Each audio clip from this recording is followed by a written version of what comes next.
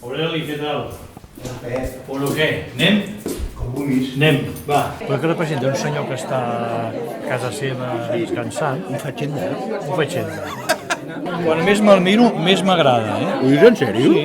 Em deixes Així parar.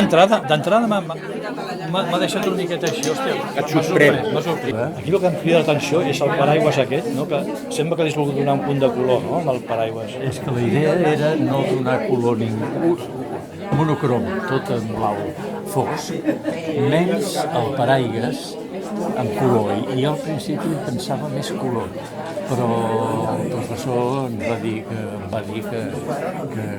massa color. I m'ha agradat fer-ho així, sobri, agrisat, no? Una mica descentrat. Que si fos pintor em costaria molt fer-me un autoretrat. És que Sí, treballes amb el teu ego tota l'estona. És que jo no m'atreviria, Clar, i tens que assumir-ho. És molt apassionant, de veritat, és molt apassionant perquè et coneixes prou. Però per una altra banda, clar, tens aquí que dius, bé, què és el que hi ha de veritat o què és el que m'estic imaginant més del conte?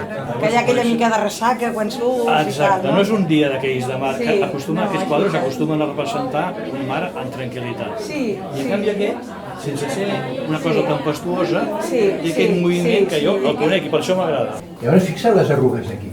Sí, sí. Les arrugues una per una. Quina paciència, no? És que m'encanta. Quants dies vas estar fent això? No t'ho sé dir. És que, saps què li vaig dir al Manolo quan vaig tornar a pintar? Perquè jo havia pintat, jo ho vaig deixar. Li vaig dir, Manolo, jo vinc aquí i jo no em regeixo per criteris temporals. Em regeixo per criteris estètics. Ah.